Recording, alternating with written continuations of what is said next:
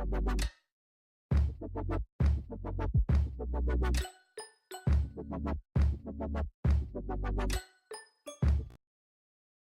everyone and welcome to my free-to-play journey from 1 to level 30. My name is Napoli and I'm excited to share my account with you.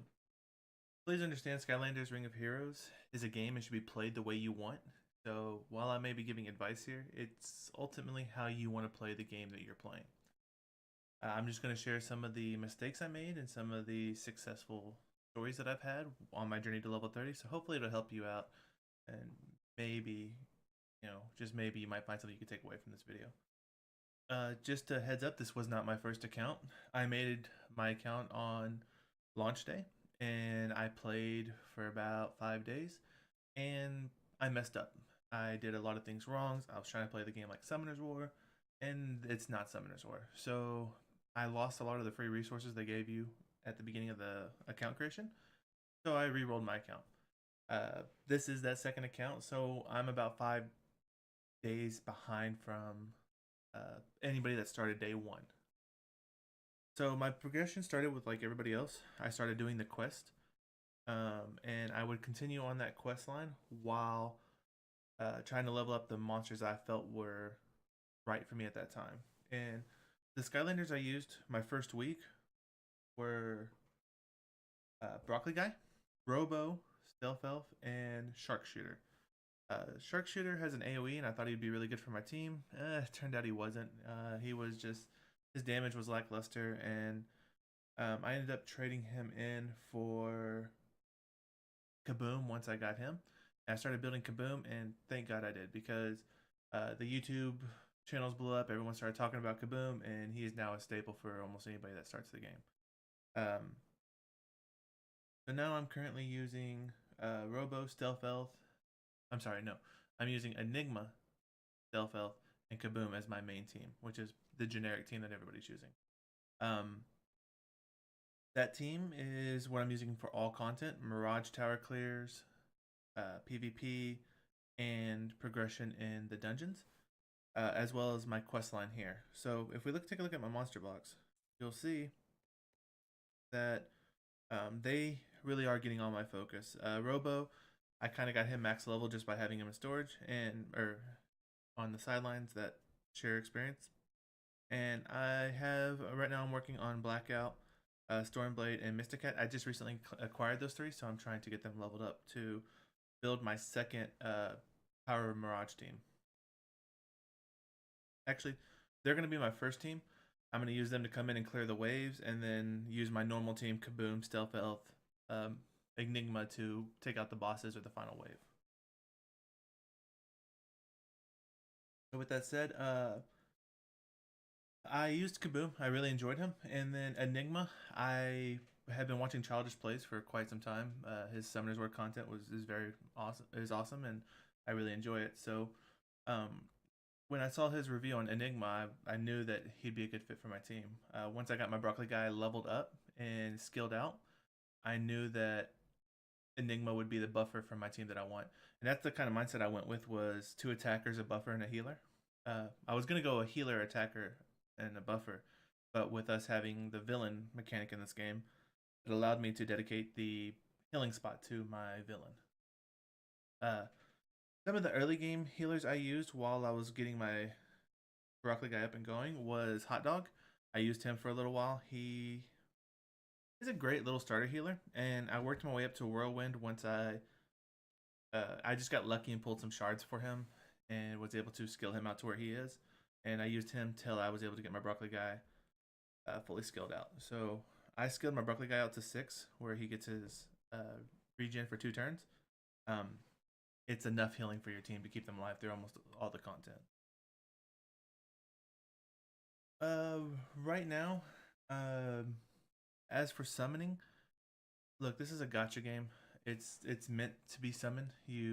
Everything in this game is designed to want you to summon, and so you're gonna get that itch. And while the summoning crystals are not the best option to use, I did set a rule for myself. Anytime I got to like 3,200 crystals, I would go ahead and do an 800 crystal summon if I got that itch.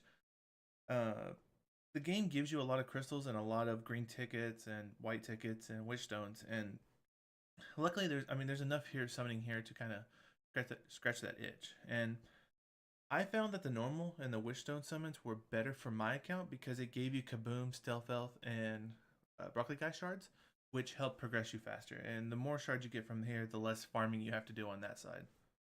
Uh, so, you know, every video you watch out there is going to tell you, do not waste your crystals on summons, do not waste your crystals on summons, and they're 100% correct, but this is a gacha game.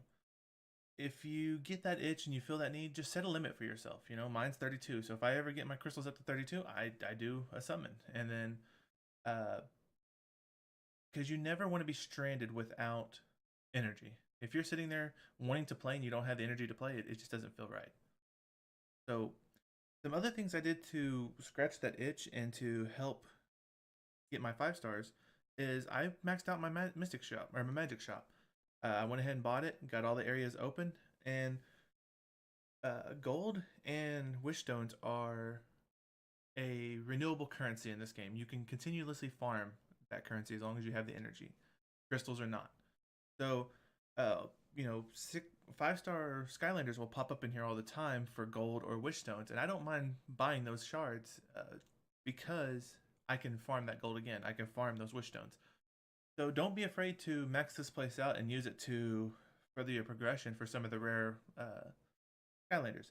I wouldn't go in here and just go buy crazy because you'd find yourself broke all the time and won't have enough to level your runes. But I can tell you, after playing the game and doing the event and everything like that, I was sitting on about 2 million gold, and I had most of my runes leveled up from my team. So, you know, you have a little bit of gold you could play with in here.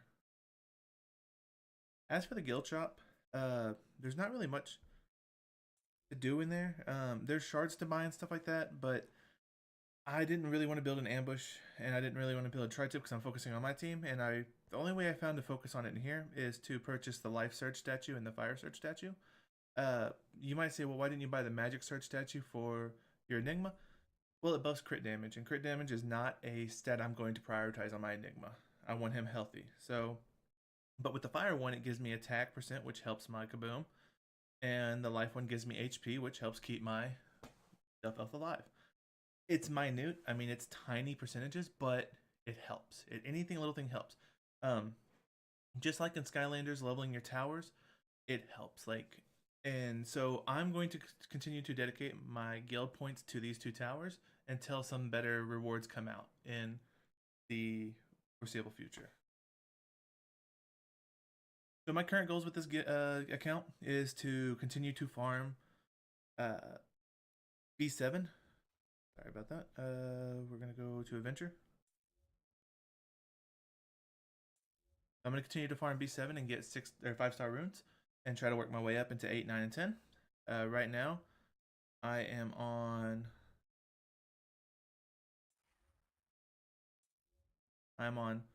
Mirage Tower 51, and I'm slowly working my way up to 60. This game, like any other mobile game, you're going to get rolling really well, and then you're just going to hit a brick wall to where you cannot progress.